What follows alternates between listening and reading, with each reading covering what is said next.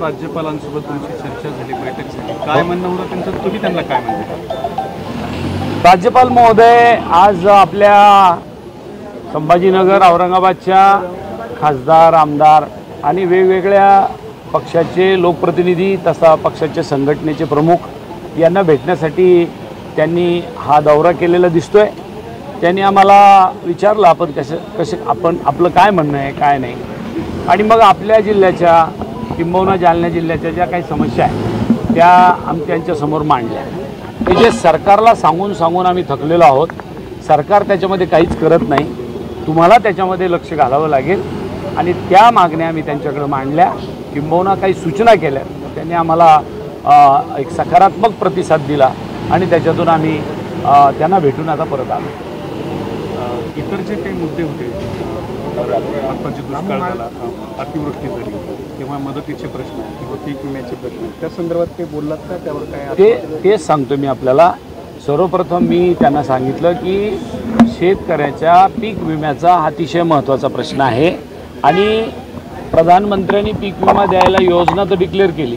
खाजगी कंपन्या केंद्र सरकारकडून राज्य सरकारकडून शेतकऱ्याच्या विम्याचा प्रीमियम तर भरून घेतात, परंतु त्यांना त्यांच्या तोंडाला पानं पुसली जातात। आज फुलंब्री मतदारसंघामध्ये 99,000 शेतकऱ्यांनी विमा उतरवला, अवघ्या 42,000 शेतकऱ्याला विम्याची रक्कम देण्यात आली। हे आमचं दुर्दैव आहे। राज्यपाल महोदयाला सांगितलं की आपण सगळ्या विमा कंपन्याची बैठक आपल्या बंगल्यावर घ्या राज्यपालाच्या, आणि त्या बंगल्यावर घेऊन त्यांची कान टोचा आणि त्यांना सांगा की आमच्या राज्यामध्ये इतका प्रीमियम जर भरला जात असेल तर तुम्ही शेतकऱ्याला नॅचरल कॅलॅमिटीमध्ये किंवा काही ड्रॉट पडला या वेगवेगळ्या कारणाने पीक विमा दिला पाहिजे, अशी भूमिका असताना तुम्ही विमा का दिला नाही? त्याला निश्चितपणाने त्यांनी सकारात्मक प्रतिसाद दिला, आणि मी त्या विमा कंपनीची मीटिंग त्यांच्या बंगल्यावर घेतो असं त्यांनी उत्तर दिलं। दुसरा मुद्दा होता तो म्हणजे आपल्या दिल्ली मुंबई इंडस्ट्रियल कॉरिडॉर किंवा संभाजीनगर औरंगाबादमध्ये मोठ्या प्रमाणात 10,000 एकर जमीन आज आमच्याकडे पडून आहे। काल परवा टोयॅटोचा एक प्रकल्प आला, मोठे मोठे बोर्ड आणि होल्डिंग्स लागले की आम्ही इतकी गुंतवणूक आणली, येईल तेव्हा खरं आहे, परंतु जर खरंच ती गुंतवणूक आली तर मी आभार मानेल, परंतु आजही आपल्याकडे 10,000 एकर लँड बँक म्हणून जमीन पडून आहे, आणि तिथे एकही प्रकल्प मागच्या 10 वर्षात आला नाही। म्हणून तेही माननीय राज्यपाल महोदयाला त्यांच्या कानावर टाकलं की एवढी मोठी जमीन आज महाराष्ट्रामध्ये कोणत्याही MIDC मध्ये शिल्लक नाही, तर राज्यपाल महोदयाने त्याच्यात सुद्धा सकारात्मक प्रतिसाद दिला। म्हटले आता जितके प्रयत्न मला त्याच्यात करता येईल ते आपण करू, परंतु याच्यामध्ये जे काही कमी जास्त राहील ते याच्यानंतर काही दिवसांनी निश्चितपणाने आचारसंहिता संपल्यानंतर आपल्याला त्याच्यात लक्ष घालावं लागेल। हा दुसरा मुद्दा होता। तिसरा, जालन्याला पंतप्रधान महोदयांनी 2 वर्षापूर्वी ड्रायपोर्ट नावाचा एक पोर्ट, लँडवरचा जमिनीवरचा पोर्ट बांधला, आणि तो पोर्ट बांधून पडला। 2 वर्ष झाले त्या ड्रायपोर्टमध्ये काहीही सुरू नाही। वास्तविक मोठं इंडस्ट्रियल बेल्ट जालन्याला आहे, स्टीलची इंडस्ट्री आहे, सीडची इंडस्ट्री आहे, आपल्या संभाजीनगरमध्ये ऑटोमोबाईलची इंडस्ट्री आहे। आपल्याला सगळ्यात तिथं जर आपला ते कंटेनर गेलं किंवा ट्रेलर गेला तर तिथं जर त्या रेल्वेमध्ये गेला तर अवघ्या 8 तासाच्या आत तो मुंबईला पोहोचेल, जहाजावर जाईल, आणि 16 तासाच्या आत तो दुसऱ्या देशाला पोहोचेल किंवा 32 तासाच्या आत पोहोचेल। पण दुर्दैवाने ते ड्रायपोर्ट सुरू नाही। तीही विनंती आदरणीय राज्यपाल महोदयाला केली। अशा पद्धतीच्या वेगवेगळ्या मागण्या, आउटरम घाटाचा प्रश्न होता त्याच्यात टनेल करा अशी पण एक विनंती केलेली आहे। अशा पद्धतीच्या आउटरम घाटाच्या बाबतीतही त्यांनी सांगितलं की 3 पर्याय जे केंद्र सरकारला निवडायला दिले त्यातला लवकरात लवकर एक पर्याय निवडावा आणि आउटरम घाटाचा कायमस्वरूपी प्रश्न सोडवावा, अशाही पद्धतीची एक भूमिका घेतली। आणखीन एक सगळ्यात महत्त्वाचा मुद्दा म्हणजे शेतकऱ्याला क्रॉप लोन राष्ट्रीयकृत बँका देतच नाही, आणि ते सरकारलाही दाद द्यायला तयार नाही। म्हणून मी त्या राज्यपाल महोदयाला ती विनंती केली की शेतकऱ्याला आज अर्धा खरीपाचा हंगाम संपत आला, अजूनही 25 ते 30% वर राष्ट्रीयकृत बँकेने शेतकऱ्याला कर्ज दिलेलं नाही।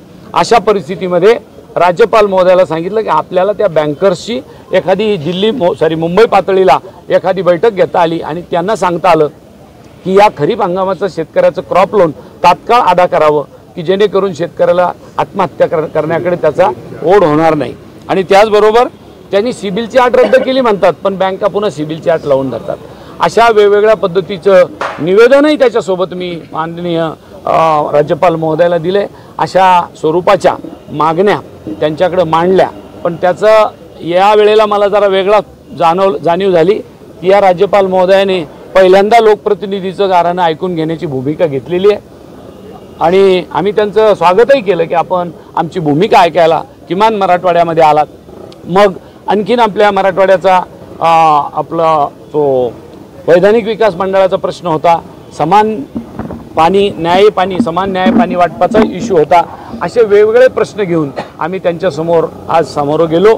त्यांनी काही विषयामध्ये आम्ही आपल्याला गव्हर्नर हाऊसला बोलू तेव्हा तुमच्यासोबत मिटिंग घेऊ आणि जिथं जिथं मला अधिकाऱ्यासोबत मिटिंग घ्यायचं काम पडेल तिथं तिथं अधिकाऱ्यासोबत बोलेल आणि त्यांच्यासोबत मिटिंग घेऊ अशा पद्धतीच्या सूचना आणि आश्वासित आम्हाला केलं. शासनकडे जे काम करायचे आहे त्या सगळ्या मागण्या राज्यपालाला मागायची वेळ आली. निश्चितच शासन फेल झालं का? मग 100% फेल झालेलं आहे. बघा, शासनाला लोकसभेचा निकाल लागल्यानंतर झोपच यायला तयार नाही, ही वस्तुस्थिती आहे. आणि त्यांना आता एकच पडलंय की आम्ही निवडून कसे येऊ. आता ते काय काय करतील त्याचा भरोसा नाही. तिजोरीमध्ये पैशाचा खडखडाट आहे, शेतकऱ्याला पैसे द्यायला नाही आहे, शेतकऱ्याची भूमी संपादन केली पैसे मिळाले नाही, त्याला एकीकडे सुप्रीम कोर्ट त्यांना जोरदारपणे त्यांच्यावर टीका करते. अशा परिस्थितीमध्ये ते आता काय करून काय नको करू मध्ये आहे. 100% शासन फेल आहे. तुम्ही बघा, अतिवृष्टी झाली, अजूनही पंचनामे नाही, किंबहुना काही घोषणा नाही. सांगून टाकलं 300 कोटी देईल, 2000 कोटी देईल, 500 कोटी देईल, फक्त घोषणा करतात. पदरात कोणाच्या काही पडायलाच तयार नाही.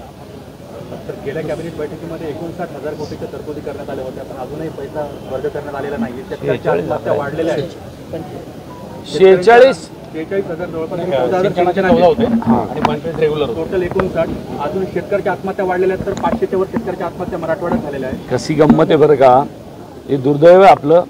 मराठवाड्यामध्ये एखाद्याने येऊन आमची चेष्टा करावी, राज्यभराच्या मागण्या मंजूर कराव्या आणि त्या मराठवाड्याच्या 17 सप्टेंबरला क्रांती दिनाच्या दिवशी, आमच्या मराठवाडा मुक्ती संग्राम दिनाच्या दिवशी आमच्या माथ्यावर माराव्या आणि सांगावं की आम्ही तुमच्यासाठी 59,000 कोटी रुपये देतो आहे. हे दिवसा ढवळ्या आमच्या डोळ्यात अंजन घातल्यासारखं आहे. असं यापूर्वी कधीही काँग्रेस किंवा आघाडीच्या सरकारने केलं नाही. हे मी त्या संदर्भातला इथं निषेध व्यक्त करतो. अशा पद्धतीचं काम राज्यातल्या सरकारने करायला नाही पाहिजे होतं. आज तर मला असं ऐकायला मिळालं की ती जी कॅबिनेट मिटिंग झाली होती जेव्हा 59,000 कोटी रुपये आम्हाला डिक्लेअर केले होते त्याचं अद्याप प्रोसिडिंगसुद्धा तयार नाही. हे किती दुर्दैव आहे आमच्यासाठी. ही घोर फसवणूक आहे मराठवाड्यातल्या मंडळीची. दुसरं, स्वतंत्र मराठवाड्याच्या मागणीकडे कसं बघतो? बघा, आता हा विषय अजून वेगळा आहे. मराठवाड्यातला स्वतंत्र करावं या मागणीशी मी कधी त्या संदर्भात आमचा पक्ष किंवा आम्ही अजून त्या पद्धतीची मागणी केलेली नाही. परंतु एक मागणी जरूर आमची आहे. विना अट मराठवाडा हा महाराष्ट्रामध्ये सामील झाला होता. महाराष्ट्राला देशाला स्वातंत्र्य मिळालं होतं 1947ला. आम्हाला 17 सप्टेंबर 1948ला मिळालं आणि आम्ही विना अट संयुक्त महाराष्ट्रामध्ये सामील झालो. पण दुर्दैवाचा भाग अजूनही आमचा बॅकलॉग पूर्ण व्हायला तयार नाही. आम्ही राज्यपाल महोदयाला सांगितलं, स्टॅट्युटरी बोर्ड किंबहुना वैधानिक विकास मंडळ स्थापन करण्यात आलं होतं की आमचा बॅकलॉग पूर्णपणे संपेल. पण आजही असं दुर्दैवाचा भाग आहे, बॅकलॉग संपला नाही पण स्टॅट्युटरी बोर्डला पुन्हा आपण रिन्युअल म्हणतो किंबहुना पुन्हा फेर परवानगी द्यावी आणि पुन्हा वैधानिक विकास मंडळ स्थापन करावा आणि आमचा बॅकलॉग पूर्ण करावा. ते दुर्दैवाने अद्यापही झालं नाही. तुम्ही पाण्याचं बघा, रस्त्याचं बघा, वेगवेगळ्या बजेटमध्ये मिळणाऱ्या पैशाचं बघा. हे दुर्दैव आहे आमचं. विधानसभेला राहिलेला कालावधी संपुष्टात यायला, राज्यपालांचा दौरा आणि सरकारचं अपयश, याचा कसं बघता तुम्ही? हे काही निश्चितपणाने जनता जनार्दनाला कळून चुकले. आता किमान मुख्यमंत्री उपमुख्यमंत्री यांच्याकडून तरी आवरलं जाईना, किमान राज्यपाल पाठवल्यावर तरी काय होईल.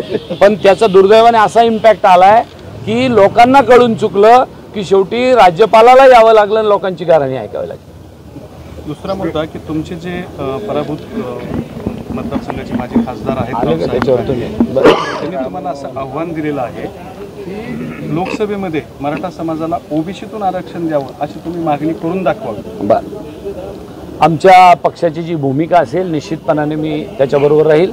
परंतु जरांगे पाटलांनी जी भूमिका या ठिकाणी मांडलेली आहे आणि जरांगे पाटलाच्या उपोषणाला आम्ही सगळ्यांनी पाठिंबा पण दिलेला आहे. आता राहिला प्रश्न ओबीसीतून द्यायचा नाही द्यायचा. जर सरकारने ओबीसीतून आरक्षण दिलं तर मग त्याच्यावर नंतर आपण बोललो पाहिजे. अजून दिलंच नाही, पाण्यात म्हैसेन तुम्ही सौदा आधी असं केलं तर काय होईल, तसं केलं तर काय होईल. असा प्रश्न तुम्हाला विचारला आहे की मनोज जरांगे पाटलाच्या आंदोलनाचा उपयोग करून तुम्ही निवडणुकीत निवडून आलात. आता त्यांची जी मागणी होती की ओबीसीतून मराठ्यांना आरक्षण, मी पहिल्यांदा आपल्याला दुरुस्त करतो. मी काही असं काहीतरी खोटं नाटं सांगून आणि काँग्रेसची ती संस्कृती पण नाही की 15-15 लाख खाते में डालेंगे, अशा पद्धतीचे आश्वासन देऊन मी काय निवडून आलेलो नाही. पहिल्यांदा मी आपल्याला दुरुस्त करतो. त्यांनी स्वतःहून काय सांगितलं उत्तर तुम्ही ते नाही सांगत. ते म्हणले मला जनतेने नाकारलं यावेळेला म्हणून मी पडलो, तुम्ही दुसरंच काढलं, तुम्ही कशामुळे निवडून आले. त्यांनी सांगितलं त्यांना जनतेने नाकारलं म्हणून मी निवडून आला असं ते बोलले. आणि त्यांनी हे सुद्धा म्हणले की जरंगे पाटलाच्या आंदोलनाचा काँग्रेसला किंवा पूर्ण महाराष्ट्रामध्ये ऐका ना, त्याचा फायदा पूर्ण महाराष्ट्रामध्ये निश्चितपणाने महाविकास आघाडीला झाला.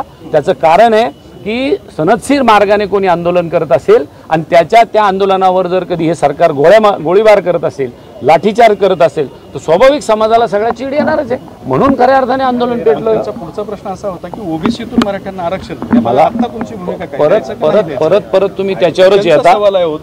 ऐका ना, त्यांनी सवाल विचारावा आणि मी त्याचे उत्तर द्यावे असं काही मी बांधील नाही त्यांच्या प्रश्नाचे उत्तर द्यायला.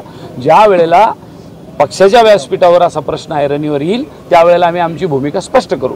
आता तुमची भूमिका त्या संदर्भात आमची भूमिका पक्ष पातळीवर निश्चितपणे आम्ही स्पष्टपणे मांडू.